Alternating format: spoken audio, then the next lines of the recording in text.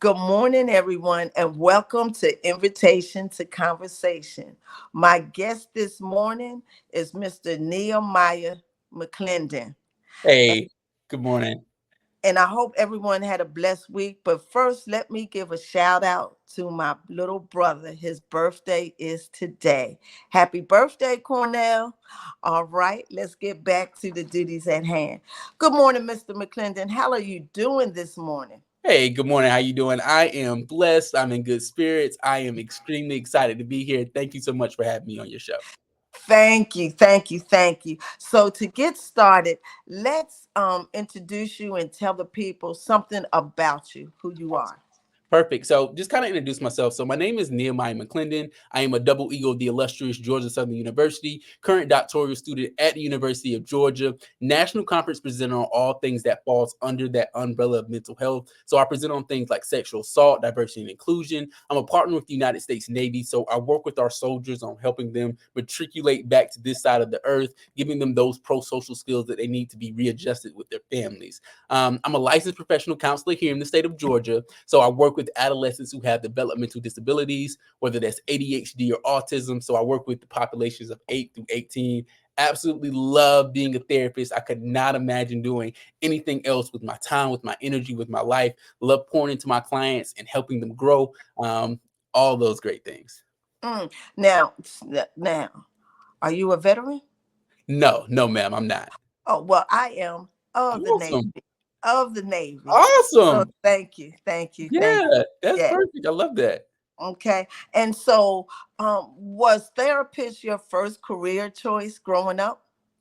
So it actually was not. It's something that I transitioned into. So I always wanted to be an educator. So I knew that Mhm. teaching and working with people was something that I was extremely passionate about. Whenever I was in college, my mentor kind of challenged me with the thought process of, we have all of these people giving history and Black history, but do they actually look like us, right? So as I made my Mhm. transition from college, I began working as an educator in the elementary school setting. From there, I would be with students and I would kind of see them kind of going through all of these different struggles. And I'm like, man, helping them in a classroom is awesome. But I kind of see that they need that one-to-one dialogue to really kind of push past a lot of the issues that they were going through. So from me being in education, I started to pursue my master's, and from there, just kind of looking into like mental health and helping you kind of navigate their emotions, navigate life. And it's something I absolutely fell in love with. So kind of taking my prior experience of working inside of a classroom, now I work with students who are in the classroom and kind of marrying the two together. And so when you're in the classroom, you're kind of giving therapy, looking over your students to see Yeah. where their mental is. Absolutely, absolutely, and that was one of the Mhm, first things I would see with my students very early on, of like them mhm, coming into the classroom, having this backpack full of all the things, all of this baggage that they would have to take, whether that's problems with at home or problems with their friends or with family, or carrying on this longevity of trauma. It's just like, man, mhm, how is it that we ask these students to operate in this space and we're not giving them all the tools they need to be successful whenever they show up? mhm. Something that was on my mind there. And you said something very important. You said other people want to tell Black history, but Mhm. Black people have to tell our own history. How many Black people do you see telling white history or Yeah. Asian history? Mhm. None. So Mhm. we have to tell our own history. Absolutely. Yes. Okay, so let's get started. You said you're a therapist. Mhm. Explain the type of therapy you do and your mission and goal. Absolutely. So I'm a clinical mental health therapist here in Johns Creek in Atlanta.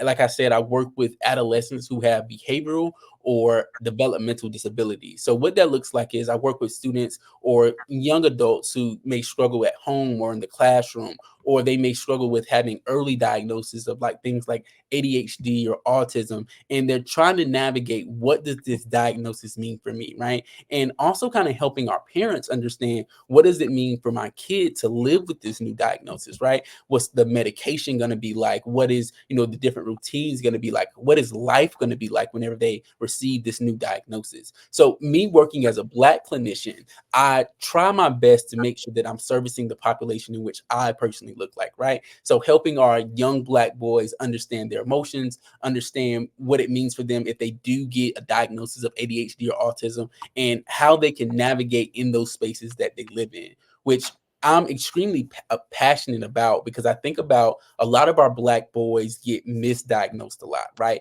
Where ADHD is one that's commonly thrown out, right? Where we're not investigating if our Black boys are going through things like trauma, or if they've been misdiagnosed, they have another diagnosis that more so fits the bill, as opposed to just looking at these Black boys who have a lot of energy or may have like conduct misbehavior and just kind of throwing something at them, then throwing medication at them, right? So Mm. I see myself as kind of like that pillar to really listen to, my Black boys, my Black girls, my older Black men, and really help them navigate this space that they operate in. Mm. And so before the term ADHD came out, how was people diagnosing, or were they paying attention to people's mental? And when did all the ADHD and the mental, do you know an early time when all of this became the big boom going forward? Yeah. So during the period of the 70s, right, whenever like the 88 the ADD is where it started with, and then the HD kind of like formulated with it, whenever we kind of talked about like disruptive or behavior kind of following along with it, then medication for these things, Adderall, Vyvanse, all the things that kind of follow along with that medication kind of started to flood the school systems. Not saying Black students specifically only get the diagnosis, but if you kind of look at the numbers for Black students, in comparison to the white counterparts, they're more so diagnosed with this mental health disability, which ultimately goes into, how students are, treated inside of classrooms, their 504s or their IAP plans, or, them being taken out of, the creative arts class and only put into these, specific classes, which don't give them the ability to use all of the skills that they're going to need to function as they get older. So what are the symptoms? Because maybe a child is acting out because he might already know the work and he's bored. So how can you determine a child who has ADHD or a child who is bored and know the work and just playing around? That that is a extremely good question, right? I think a lot of times with well, no, that's such a layered question, right? I'm gonna break it down into different parts, right? One of the biggest things is making sure that the diagnosis is coming from someone who is licensed, someone who has the credentials, someone who understands the terminology whenever it does come to ADHD. And then we kind of think about like how educators or teachers who may not fully understand the full scope of it may give the information to the parents, and if the parents aren't educated on it, whether they don't have that official clinical diagnosis, they'll be doing different things of treating things that is not fully diagnosed, right? Also, taking the time to just like self-educate as parents of understanding what this diagnosis is, what it means, how it shows up, where it's not just, my student or my kid can't sit down, right? There's so many other things that kind of goes into that diagnosis of ADHD, where we think about the scope of executive functioning, where they're able to plan things, where they're able to switch tasks, whether they're able to stay on task, start tasks, end tasks, right? So understanding how executive functioning works in the brain and what it looks like for youth, right? And then you ask such a great question of, is the student actually bored? So kind of Mm. take the time before you're saying, hey, they're struggling to kind of sit in the space of what are some other things that we can do and provide for this child while they're operating, in the classroom, to see if, maybe it's on the teachers. Maybe we need to switch up the curriculums. Maybe we need to give them more free or more playtime so that they can be more open and more engaged as they're in the school setting for such a long time, right? 8 hours for students who come in with just this hour break. I think about a lot of adults who kind of go to their daily jobs, who struggle Mm. to, not be on their phones and not be on social media. So we're asking these 8, 7-year olds to give this full focus for such a long time, where we're not being very creative and open with ways that we're educating them. And that's something that even with like me as a therapist, I try to be very creative whenever I'm meeting with a child for an hour, right? So I integrate a lot of practice like expressive and creative arts, whether I'm doing drawing, whether we're listening to music, whether we're playing games, Uno, Jenga. I try to do a lot of different things to get my clients engaged whenever they come into session, because maybe it's not that they don't want to sit and talk. Maybe that's just not their way of doing it. Mm-hmm. Okay. What does the acronym ADHD stand for? Attention deficit hyperactive disorder. Mm. Okay. Okay. Um, you said you help clients to discover their self through your personal strengths. Explain and give an example. Absolutely. So I think strengths are the core to navigating any situation, right? I think about someone who's angry, and a lot of times it comes from people not understanding their own personal volition or understanding their autonomy in situations to be able to problem solve. So, say that I'm working with a student who is angry and maybe in high school, right? And they're like, man, I really don't understand my strengths. I don't know what I do well, but they're a basketball player. So what I do is I highlight all of the transferable skills that they have. So you play on this team, so you understand teamwork, then you understand compromising, then you understand patience, then you Mm, understand ways of, deep breathing and relaxing, and you can handle very difficult situations. And once you kind of transition the skills that they already have and help them understand, okay, well, how can I take the skills that I use in my daily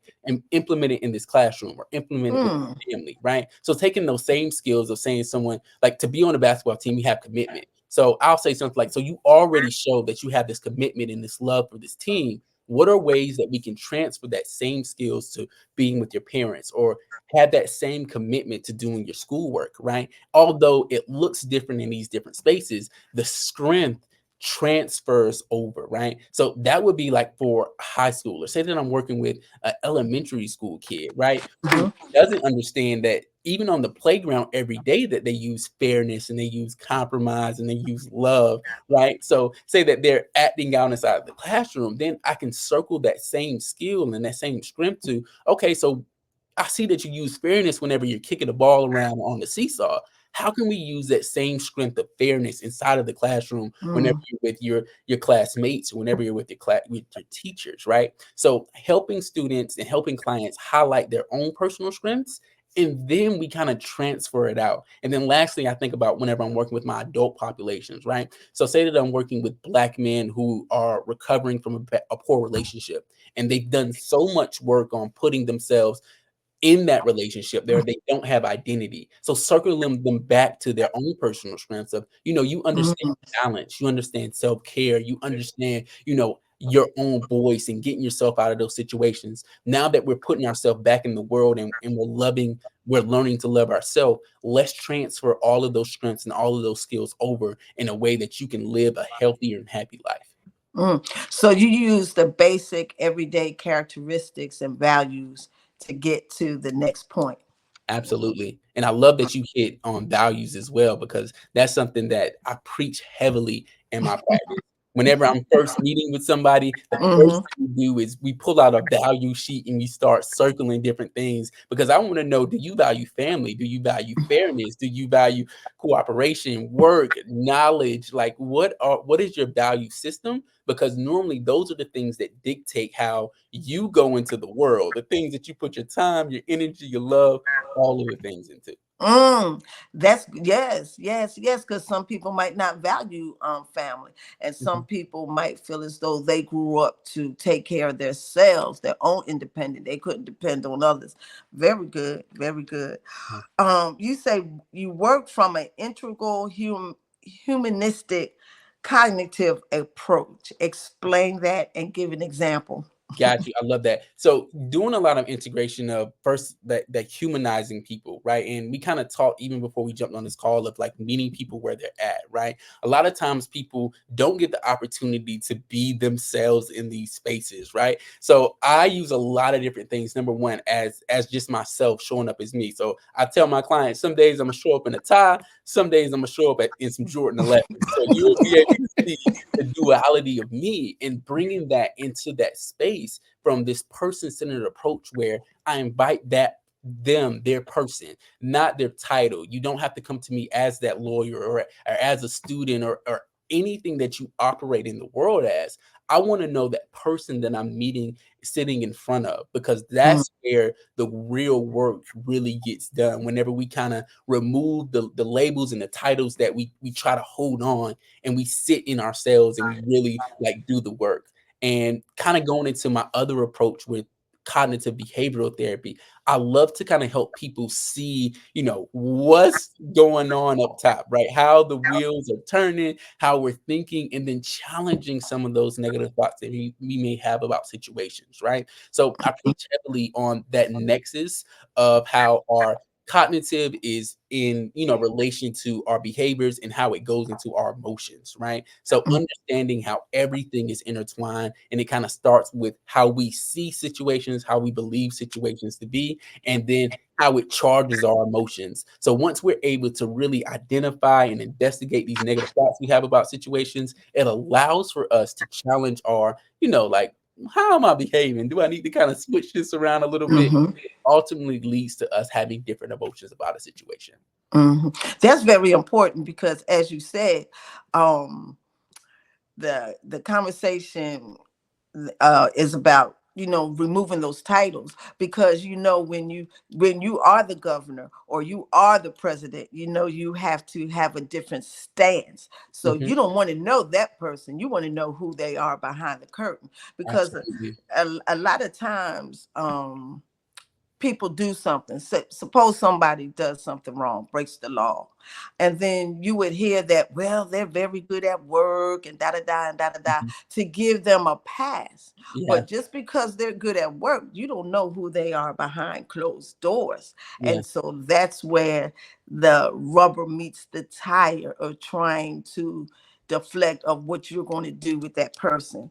And the other thing you mentioned was the mind, the cognitive mind. And Mhm. I always say that everybody's common sense is not the common sense, because It's not. everybody's common sense is different. Mhm. Because a lot of people will say, well, use your common sense. Yeah. And so your common sense will not equal to mine. Absolutely. Can I add to the point that you made? You made such a powerful point of, like, we kind of even think about, people who have these prestigious titles, where even working from that humanistic standpoint, let's think about like people who have been demonized and given these negative labels. Like, say someone who's incarcerated, right? They may take on that label of, I'm an inmate, right? I want to even remove that title from them, right? Like, you're not, your identity is an inmate. Your identity is who you are at your core. So removing that, whether it's a positive label or this negative label that we're kind of giving, and getting back to who we are as people, allows for us to really do our work on ourselves. Yes, yes, Yeah. yes. I appreciate you saying that. That's a powerful point. Yes, thank you. You're welcome. You say you have a master's of education, a Mhm, clinical mental health counseling from Georgia Southern. mhm. Explain the levels of how they different from the associate to the master's. Because when you go to college, you have your associates, you have your Mhm. bachelor. So how does mental health change based on the different degrees that you receive? Absolutely. So I'm so happy you said that, because I have a lot of people who always come to me and say, "Hey, like, I'm really interested in becoming a counselor. Like, I want to know how to kind of get started and how to get everything rolling." Right. So one of the biggest things that you will need is kind of taking the proper routes. Right. So you're gonna, of course, need your bachelor's. With When people think about associates, that's coming from a college and not a university. So you can get a associate's degree from any 2-year college. Right. Whenever you're getting a bachelor's degree, you're getting that from a university. So you're going to want to go to a 4-year university that you can get your bachelor's. You can get it in arts. You can get it in anything human science that you're going to need to transition that to applying for your master's in counseling. So I had got my master's in counseling education, right? And there's two different routes that you can take with that. You can get it in clinical mental health, or you can get it in school counseling. Both of those roads leads you to being able to work with students, or work with clients. But they kind of take two different routes. So for me, with clinical mental health, the settings that I can operate in are going to be hospitals, clinics. I work now currently now for a nonprofit, or you could be like a school-based therapist where you come in and you do consultation, or you work with students in the school. And as a school counselor, of course, you work in the school-based setting. after you finish getting your master's degree, you want to make sure you get it something called a K-CREP accredited program, right? That is going to save you a lot of different headache whenever you go to get something called licensure, right? And the licensure process looks like you getting 2,000 hours of sitting in front of a client with, another 300 hours of, you having supervision or indirect services. So it's a lot of work, but we want to make sure whenever we're putting clinicians in front of people that they've been trained, that they've been supervised, that they're able to give out the best information to people that's coming to you and trusting you. As I say, a lot of times when people say, my therapist told me, that sounds like it's law coming from people, right? So I think it's super important for people who do hold this role as a therapist to be very well trained, very well knowledgeable on all the information that they're giving out. So that way it just, it helps the people that they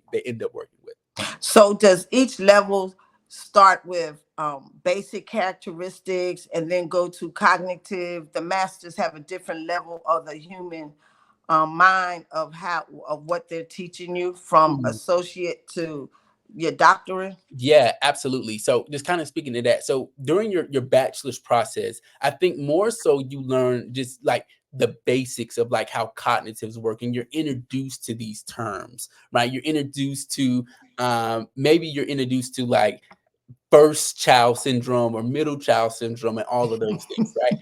As you enter your master's program, you start to learn a lot of deeper things about things called attachment styles, right? And how, the history of how we grew up inside of our homes determines who we are as people. It determines our love languages. It determines how we interact or what jobs we look for, right? So you get to learn a lot of different things about that. And then you also learn, as I kind of talked about, something called your theoretical orientation, quote unquote. This is how you work with your clients inside of that space.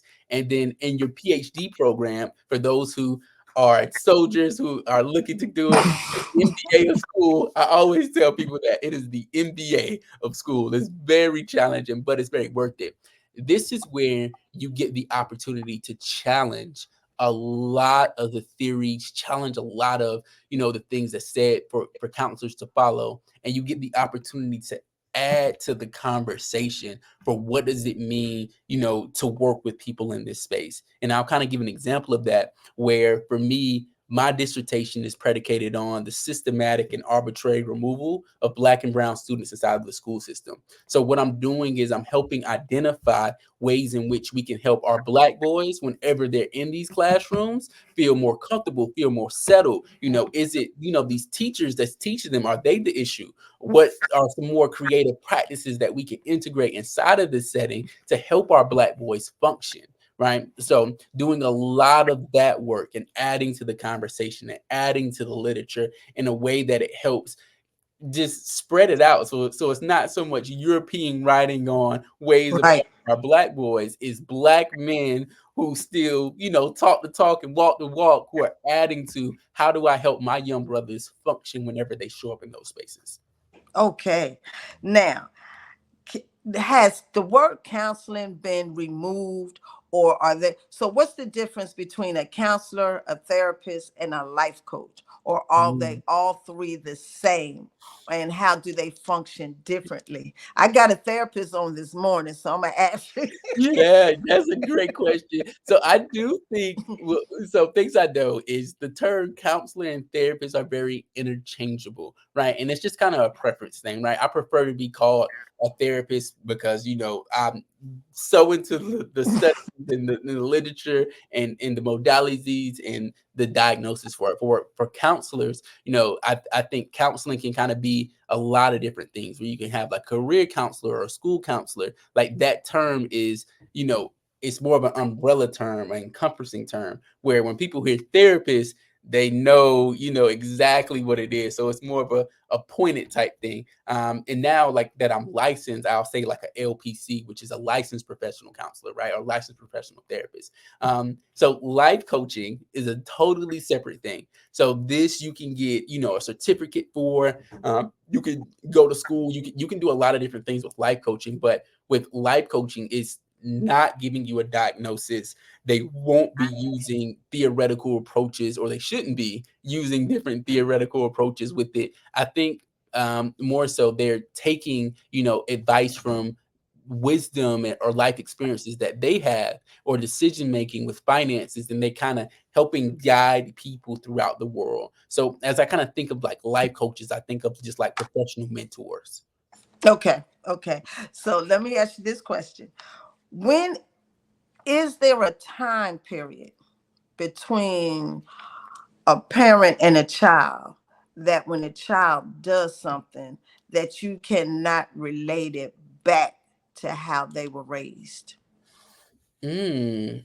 I think that's just a thing of preference as far as like how you see the world. I think everything is connected to, how we were raised as children. I'll kind of use like love as an example. I think love is something that's taught. It's very difficult to hold somebody accountable for like showing a different love language when they haven't been introduced to it, right? I think about like my parents who are grew up as super hard workers. My mom worked two jobs, went to school. So, her being present and showing up and giving me hugs and kisses was something that she didn't have the opportunity to do because her mother was a worker too, right? So it's just that's the love that she's been shown to give to me. Love is you work, you provide, you do, right? Where Hmm. my love looks like I communicate, I engage, I hug, where neither Hmm. one of those things are wrong, but that's where it's taught, right? And Hmm. kind of circling back to your question with that, of thinking about that disconnect that we have with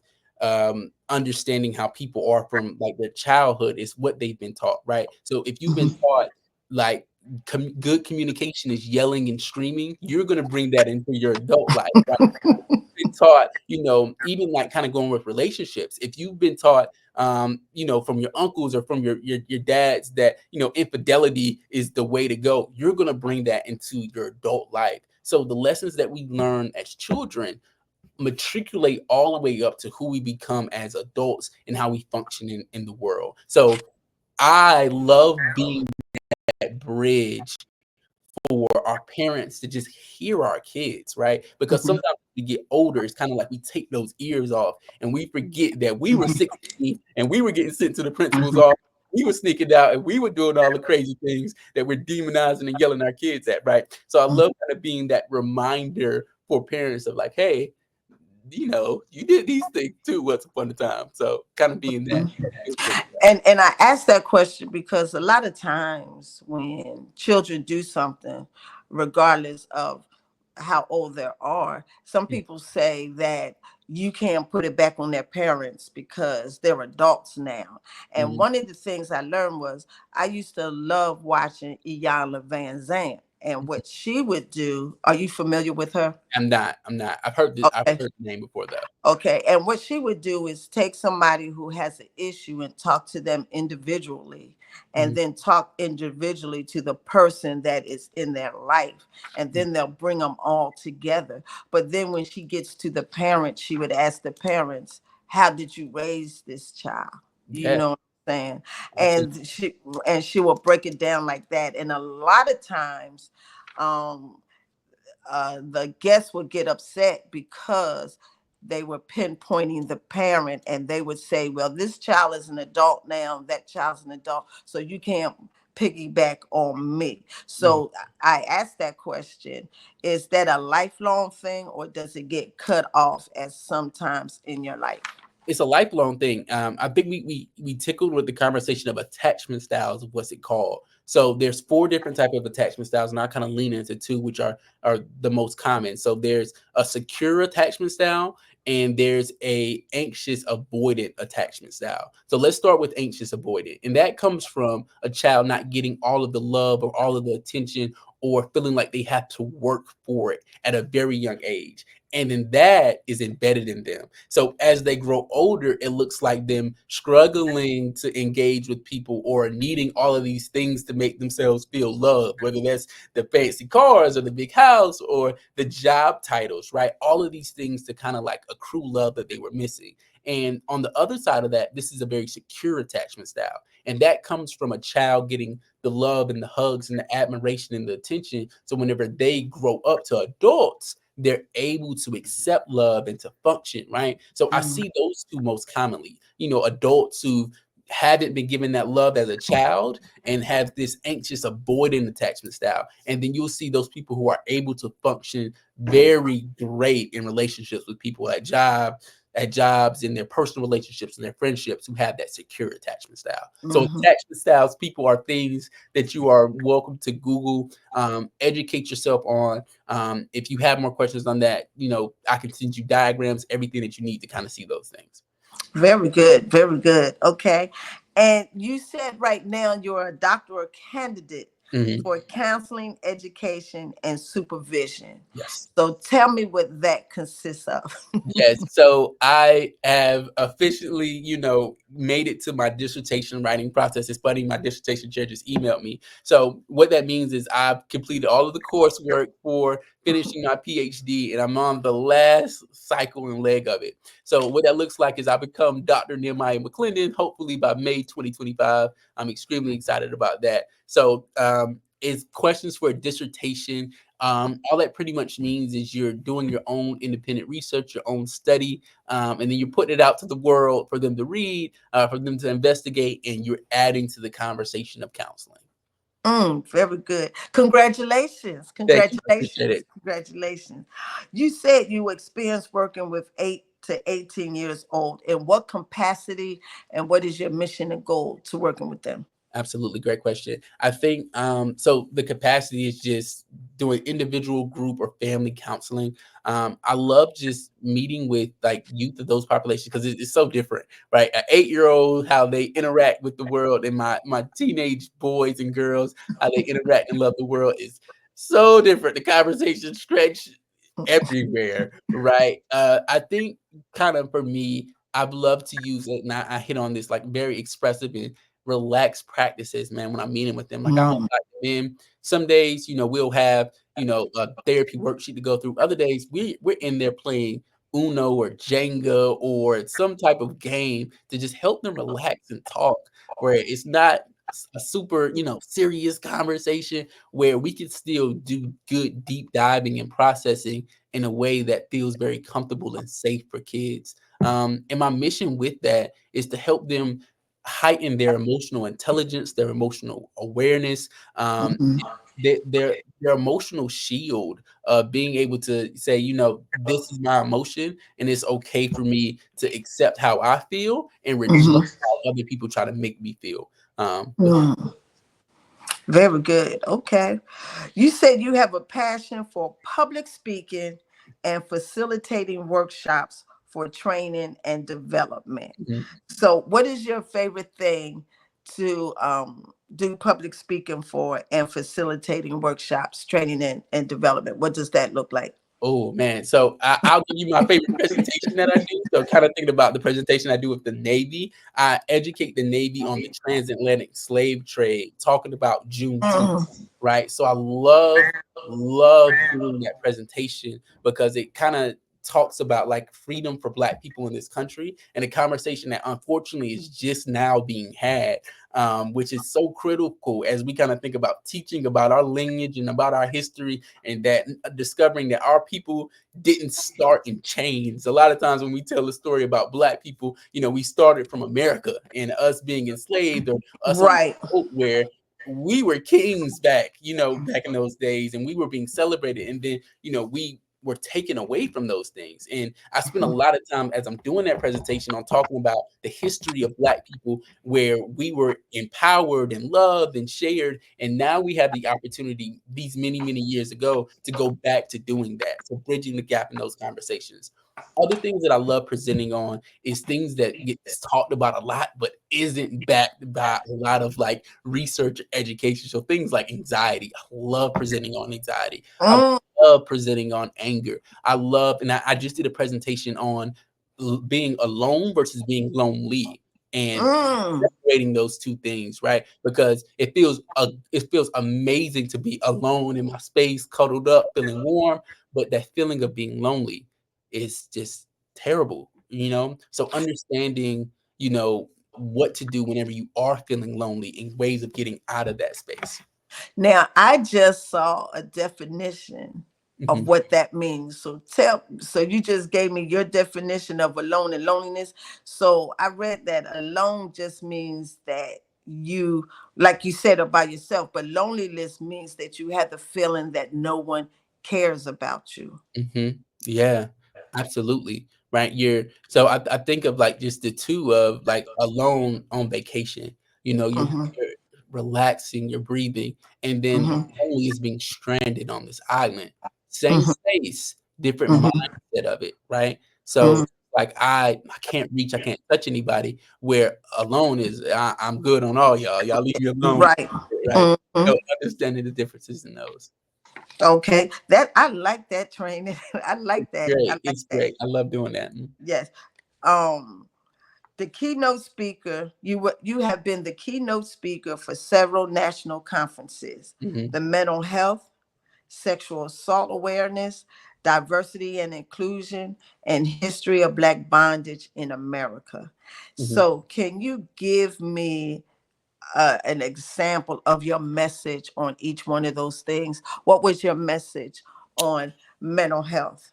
Self-preservation.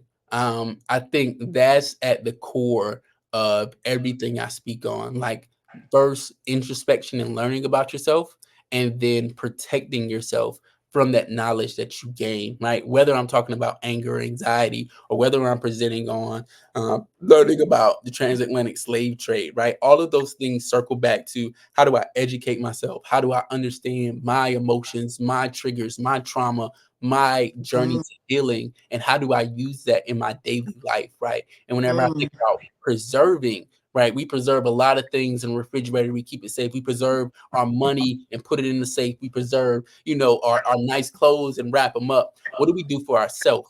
You know, mm, to preserve mm, this being that we have to wake up with, we have to go to work with. We take us everywhere, right? So how do we rewrap ourselves, whenever we've been damaged or wounded or, experienced these different things? What are we doing to preserve who we are? Because this is the most powerful tool that we have, is ourself, our self-identity, mm, self-worth, our self-thoughts.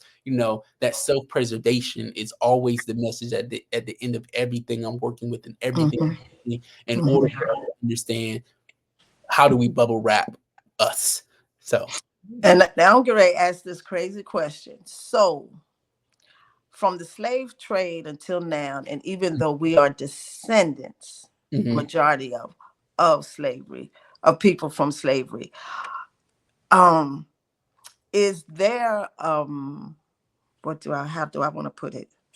Is there a mental breakdown in us as a people, even though we're not directly from people from slavery? So generations, because people say we're not from Africa because we were raised in America.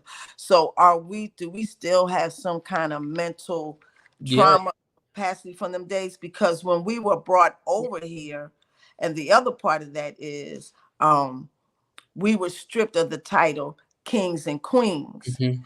Now, were we kings and queens? Were they kings and queens only as adults, or were children considered kings and queens? Because Yeah, that's the first thing they stripped from us when we came over absolutely. here. Absolutely. I love your question, and I'll start here. Um, Kinda, because it's so, I love the questions have, like, so many different layers to Hmm. them. I'll start with historical trauma, right? Where if you kind of read the literature and you understand that trauma lives in our bodies, right? That stress that we feel as Black people is embedded in us. Hmm. Even 400 years after that, we still Hmm. live and walk around with the trauma, right? And then, we can experience that same trauma on our jobs. I have a cohort member. He does a lot of presentations on something called racial battle fatigue, right? And what that looks like: you showing up on your job and you experiencing some oppression, and you experience being ostracized, and how that can kind of stretch back to, like, your history and your lineage of being, oppressed and ostracized, right? And then it kind of goes into, like, I love how you said, like, titles, right, that we stripped ourselves to. And we've done this thing of, we tricked ourselves into using the words that were to oppress us, to Mr. and Mrs. and Miss exposed to king and queen. Yes. yeah, or even the N word for like my younger boys. It's like I hear it all the time. I'm like, man, that's such an interesting thing. And it's a poem that I love on YouTube. It's called in ERs, and it kind of breaks Mm-hmm. down that history of how this word has been used to oppress and how we've been tricked, to use it to elevate ourselves. It's just like, Yes, they used a bad word to make it sound something um accepting because you're all right with me. Yes, yes. absolutely. And the machine is working as I kind of think about, where we think about racial oppression and systematic racism, and it's done best whenever it doesn't have to be right in your face, and the hands can be off, right? And I think about my phone where you plugged in, it's using the power from it, but when you take it off, it's still being used, right? And that's how systematic racism works. We don't have to be plugged in directly, in order for it to still be functioning, because we've already programmed ourselves to use it without it, right? So for Mm-hmm. our black men, who don't understand what systematic racism is, and whenever we think about going to apply for these jobs or being in these settings, or if we show up without a tie, where we're being judged and all these different things, the system is kind of working with that. Or my black boys, whenever they show up into classrooms and wear our fashion, and they're immediately being labeled. All of those things is the system working with that. Thank you. What would your sexual assault key message will be? Give me an example and explain that. Yeah, and that is just like a lot of like education. I love inviting my black men in that space to solely be listeners, right? And solely understand that, whenever you are in protecting our women, especially our black women, who are very sexualized and exoticized all the time, where when we don't show up anymore of saying like, hey, maybe I shouldn't be talking to her after she has a couple of drinks, or maybe I should bring back chivalry, in these bars, and giving them the numbers and the data on how our black women are being treated, and reminding them that, these are your sisters, this is your mom, this is your aunt, this is, these are people in your family, and it belongs to someone else, right? And these are the women who carry you. They carry your sons, they carry, they carry your lineage and your history on. Mm-hmm. How do we empower our black women and keep our black women safe, right? Because that's the core, right? Like Malcolm X says, the most disrespected person in American history is the black woman, right? So just kind of circling ourselves back to that, and just really understanding of, this is the most disrespected being, but this is the being that produces life for us. So what are we doing to cherish our machine to push out black life? Are we Mm-hmm. taking that serious as men? So whenever I'm inviting my brothers in that space, I'm highlighting that for them, and then for my sisters, I'm a listener and I'm a learner in that room. Although I'm quote unquote the professional, but I set it up in an opportunity just to give women that space to share their stories, because the numbers are bananas of how many women have been sexually assaulted, or sexually touched, or just anything of that nature, right? So giving them that space of telling their stories and being there, and just and sitting and listening and not silencing them. So my message I don't have a message in that space. My message is my ears, right? And creating that space, and finding other ways to help black women create their own space, and then taking myself out of the room, because I'm not always supposed to be in that space. So being very Mm-hmm. and recognizing, my role and what's not my role whenever I'm doing any of those things. Hmm. And one good thing about what you do is women have all kinds of safe spaces and nonprofits and organizations to go to, and and I feel proud and glad that I'm seeing the rise. The same thing for black men to have their personal space Mhm. and not, to speak to another man about their situations opposed to a female. Yeah. Okay, the next one is diversity and inclusion. Mhm. Yeah, absolutely. So whenever I'm doing presentations on DEI, I think about an upcoming presentation that I have with Rogers. Is the biggest OCD clinic in Atlanta. I'm extremely excited to partner and work with them. And I think that presentation comes whenever we're working with people who don't look like us, who are prescribing us medicine, who are we going to see for these mental health, or even with our social workers who are showing up and making determinations for, what we do with our kids, what we do with our life, how Mm, we get these government assisted things, right? Giving them that awareness of, how do I use these best practices, these best cultural practices whenever I'm meeting with these people, or what language can be very triggering or harming whenever I'm working with these people? What power and privilege do I hold in this space? And on the flip side, what power and privilege does this person that I'm serving hold in that? So it's something mm, called the social justice competencies.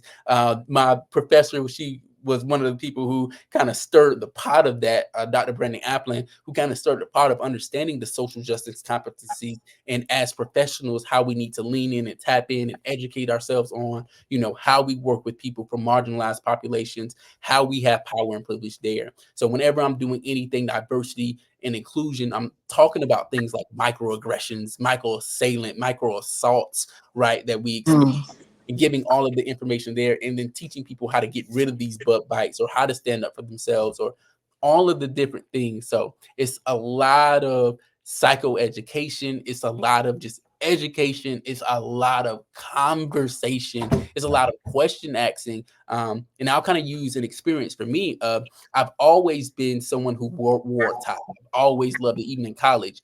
And I had a microaggression by a professor who said something to me, man, you look really nice today. You must have a presentation, or you must mm. court where, the my white counterparts don't get asked those same questions, right? Right. And I We need to have a reason to be dressed up to look in a absolutely, certain way. Yes. absolutely, like, this isn't church Mhm. clothes. This is just clothes. Right.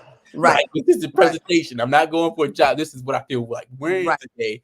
Right. And that's a microaggression. At the time, I didn't know what to do with it, because it came from a person who had so much power in my life. Right. So it's just Mm-hmm. like having that conversation with my Black young students of what you do whenever you feel like you receive these microaggressions, your voice, how to ask those questions, how to investigate. So my diversity and inclusion presentations, those are rooted, like I always say, in self-preservation and self-power. Mm-hmm. So empowering ourselves, preserving ourselves, loving ourselves, all of those things. Hmm. And you know what, my dad, boy, as I was coming up, he used to always tell me, people see you from the outside first, Mhm. not the inside. Yep. And so he said, always dress. I don't care if you, and a lot of times when I took to what he was saying, you will go to a meeting or somewhere and you're the only one dressed up. And you would feel out of place because you're like, everybody else dressed down, but Mhm. you come dressed up. But I don't feel that way anymore. I understand what he says.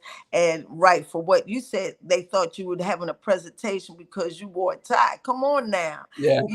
Yes, yes. We don't need a reason to dress up. This is how I feel. This is how I'm presenting myself. Mhm. Stay ready. Yeah. Yes. Um, History of Black bondage in America. And you Mhm. know what, Mr. McClendon? I think I want to have you back on in February for Black History Month, Excited to um, do it. because I do a series every each Saturday in February. I want Mhm. to have somebody on for Black History Month for different aspects of the Black person for Black History Month. And I like what you said about the mental health and what you're about to say about the history of Black bondage. So Yeah. go Yeah, ahead. absolutely. And we kind of travel back to the conversation of historical trauma, Mhm. and how that kind of lives in our bodies, even like 400 years ago, whenever we were in slavery. I love doing the Juneteenth presentation, because it hits home on uh, our travels of freedom, and how, although it seems like it was so far ago, it really wasn't. Like, Right. it really wasn't that long ago, where we've been free, less than 200 years. It's just like really understanding like that space of it, and then educating people on how, a lot of the traditions we still carry on, of like how, whippings and spankings was given to us, and now that's something that, we pass along to our children, and that's something that was given, to us, and now we're carrying that on, that slave like mentality. Or even when I think about colorism, for, the light skin dark skin thing, this is something that was given to us, and now we carry it on. And then I listen to my clients as they talk about like color, right? Of this pigment and how Mhm. pigment goes into identity of like, man, Mhm. I'm not black enough, or I'm light skinned, so I have to be, this, or I have, so all of those identity things. This is that historical racial trauma that was kind of like given us, and we've embodied,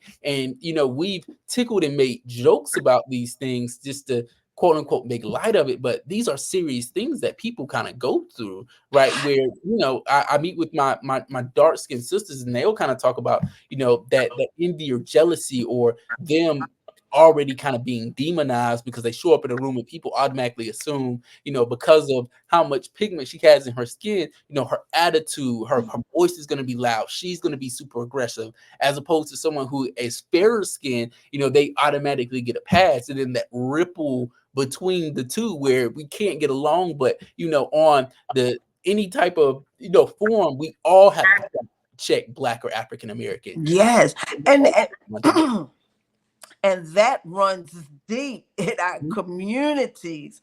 And you figure at a certain age that you're safe from certain questions because of the color of your skin, but you're not. Mhm. Yeah, not and and some of our people don't understand that it doesn't matter, that we come out in every shades, and that has been put in our to go against, yes, each other because of the shade, right? But I thank you for all of those keynote speaking explanations and examples. I appreciate that. You said you have collaborations across the southern region with Mhm, organizations, universities, and businesses. mhm, So, what kind of and you have collaborations with Savannah College of Arts and Design, mhm, University of Alabama, mhm. and the United States SW Flant mission and goal for collaboration. So can you explain each one of those things and what you Yeah. do? Absolutely. So those just kind of go into like presentations that I do, whether I'm meeting with businesses or whether I'm meeting with like gyms now. And I started doing like mental health talks and kind of talk in connection of, that physical wellness with that mental wellness and marrying the two. If I'm doing presentations like at a college or at a university, meeting with students, meeting with like my Greek organization students or students who are like a part of like arts and different things, and kind of marrying the conversation of mental health there. If I'm meeting with businesses, it's a lot of diversity and inclusion talk, where I'm giving leadership trainings or a lot of different things. I'm kind of educating and teaching people. And, with the Navy, of course, still doing presentations on like Black bondage and Black history there. Sounds wonderful. Um, and you said you aim to how you pronounce that? Desmatize mental health issues. Yeah. So What are your thoughts about that, and how do you expect to do that? So whenever I think about like it with demonizing like our like as Black people, we immediately think to ourselves that we can't go sit down and talk to somebody, right? One of the first lessons I remember my mama telling me, somebody knocking on the door, you don't run up to the door, you don't answer the door, you don't say You anything, don't open it. you don't open that door, right? And just thinking about that of our emotional door, when we have people who run up to that same door and we don't open that door, right? We don't let people in there. We don't let them look inside of our homes, right? And that first Mhm. lesson is just so, impactful for, how a lot of us have this closed door. We get into these marriages or in these relationships and we still have a closed door, right? Or we get into, these spaces where we're supposed to be leaders and we're supposed to be vocal, and we're educating people on how to, do all these different things, but we're emotionally closed off from people, right? And then, Mhm. this Black mistrust for mental health, where even in my book, it opens up, the time I cried in Dr. Moore's office. One of if you have not bought your copy, definitely go get your Oh, copy. we're getting to that next. Perfect. Yes. So in the book, it talks about Dr. Moore coming along, and it talks about him being like a sellout, and therapy is for white women and people who are crazy and these white people problems. And my goal, even with my personal book, is to like extinguish and demonize the thoughts of, because I'm Black, I can't be open about how I'm feeling, or because I grow up in these spaces, I can't be open, where we are the people who experience the most of these things. We are the people who, have the most need and the most trauma and go through all of these different things, and we're not taking advantage of having providers who are willing to sit, talk with us, and help us grow and help us move past those things. So, as a therapist, where did the thought come from that Black people don't go to therapy? And in 2024, is that sentence still the same, or have we come forward and we are now in therapy? Black folks are now in therapy. So it's definitely opened up more, right? I can't. I don't want to say that the numbers are still the same. But it's still definitely that closed door mentality that you just don't open up that door, right? For people, it's like I don't need that, or like old school people, is just like that's not for me. And some of that mistrust comes from the Tuskegee. Tuskegee study where they were doing this study on Black people and using them and giving us syphilis, and so that mistrust for mental health providers kind of all starts there with Tuskegee study, right? And it's kind of like carried on, but like as the conversation of mental health has kind of grown. We kind of see of some of our figures kind of coming out and saying, I had anxiety, I have depression. It allows for the conversation to be like, okay, if this person is struggling with it, maybe it's okay for me to kind of go get checked out. And that goes into like my personal network of Entangled, where I'm bringing the conversation of mental health to Black spaces and to these cool spaces. So you'll see me, in the future doing presentations in our barbershops. I'm working in our gyms. I have something set up in our skating rings, right? I'm taking Mm, the conversation of mental yes. health everywhere that we are. Take it to where they're at. Take it to Yeah, where they're at. Yeah. absolutely. So, being a therapist, what is the most common age that an African that we come see you? Are there young folks, Mm. middle age, or older people? I think that's such a great question. I'll say personally for me, um, I'm meeting with people who are around that 30 to like that 30 to 40 age where they'll bring themselves in. Of course, me working with Mm. children, they are like their recommendation is from like teachers or from parents. But for people who say like I don't get a lot of teenagers say like, hey, I need to go talk to somebody. Like I think like around that 30 to 40-year-old range. Midlife crisis, their Yeah. prime of their life. Mm-hmm. And just trying to navigate, I felt sad and done all these things for so long. It's just like, how do I get away from that? Mm-hmm. Mm-hmm. And so the next thing that you brought up was your corporation, Entangled. Yes. What a title. Really. Yeah. Jada didn't give you that idea, did she? No, no, no, no, not at all. No, she did not.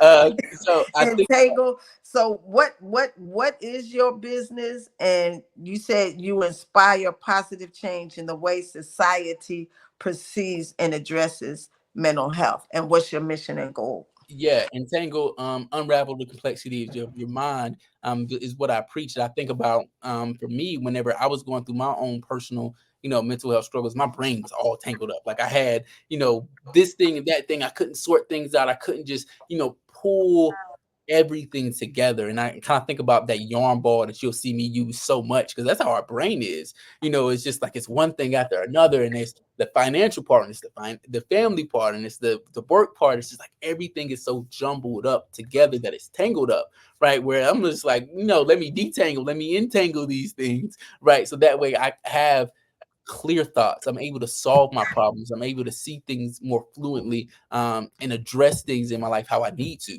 Where if you have a clear mind when you're investigating problems, you're able to handle them better. One of my favorite quotes, is we struggle more in our imagination than we do in reality, right? Mm. So Oh, when I love that. I loved it too, where it's just kind of like we think about, I'm getting ready to write that that's down. a good one. We think about things that happen in our brain. It's just like all of these negative outcomes, all of these negative. Where it's just like, man, if we really brought it back to what's actually could happen, we would feel a little less anxious about these things.